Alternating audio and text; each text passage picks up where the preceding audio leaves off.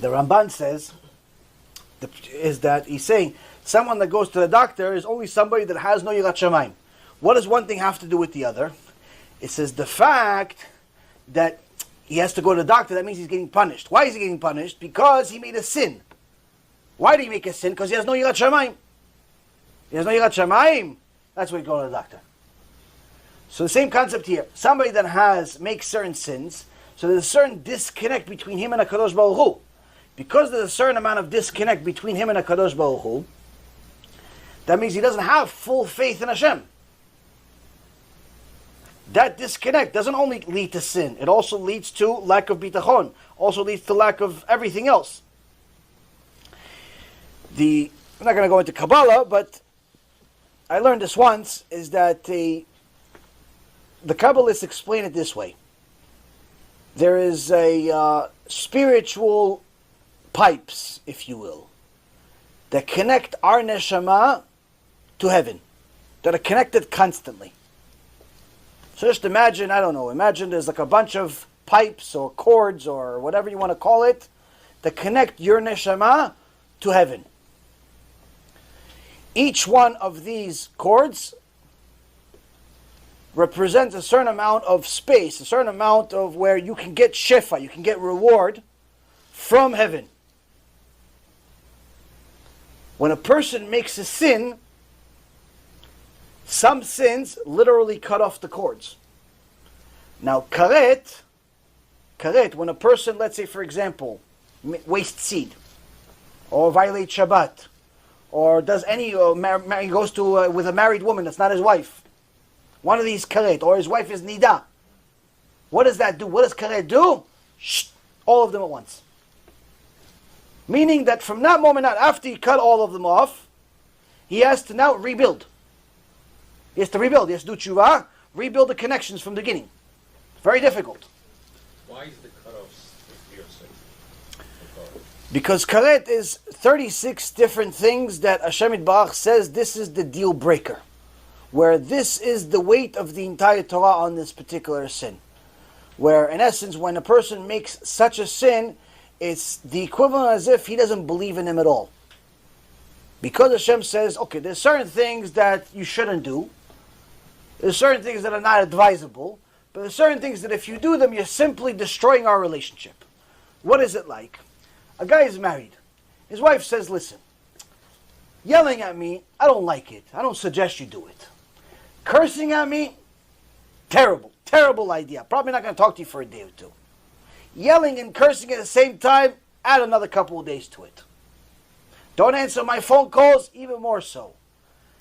List goes on, but then it says she gets to the top, she says, listen, you hit me once, I'm not talking to you for 3 weeks. 3 weeks.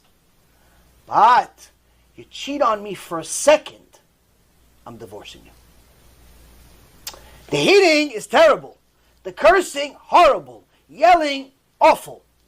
But cheating, that's it. Every normal woman, every normal man, when they know that their spouse cheated on them, that's the end of the relationship.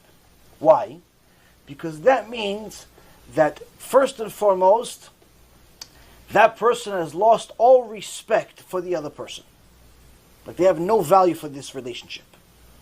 Number two, they simply don't have them in their future as part of the plan. Why? Because you're taking such magnificent risks.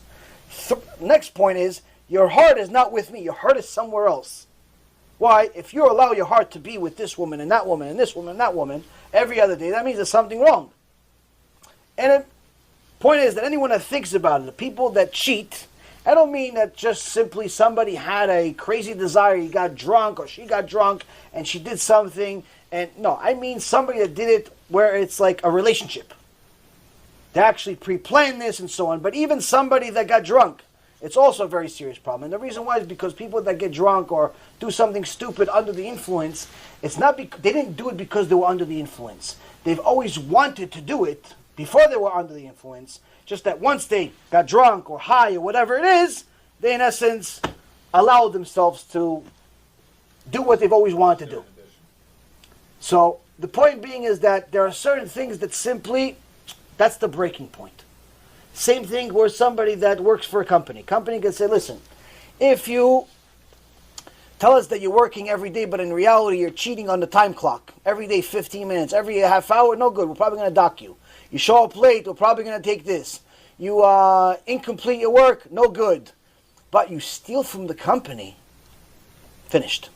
Why? Steal from the company. Or you take our trade secret, sell it to the competitors, cut off. Why? Because that shows that the relationship has irreparable damage. You no longer consider this relationship as something valuable. You are now hurting this relationship, which means that we have to end our ties. Now with HaKadosh Baruch Hu, because He's not only our King, but He's also our Father, He doesn't want to disconnect from us. But at the same token, He's not going to give us a free ride forever. If we continue sinning with the irreparable damage type of karet sins, then we stay in that horrible status. But if we fix ourselves, then BeEzrat HaShem, we start off, Hashem says that we could begin as if nothing ever happened. The Rambam in Hilchot Shuvah actually says that he gives a fantastic description of it. I don't remember every word by heart, but the Rambam says, look at the Baal Tshuva. Before he did Tshuva, he was considered despicable, disgusting, abomination, ugly, awful, hated. But now he did Tshuva, he's beloved, he's wonderful, he's beautiful, Hashem loves him. 1 second. Why? He did Tshuva. She did Tshuva. She decided to put on clothes. Oh Hashem. She started to keep Shabbat. Oh Hashem. Hashem considers the past disconnect, different person. Different person.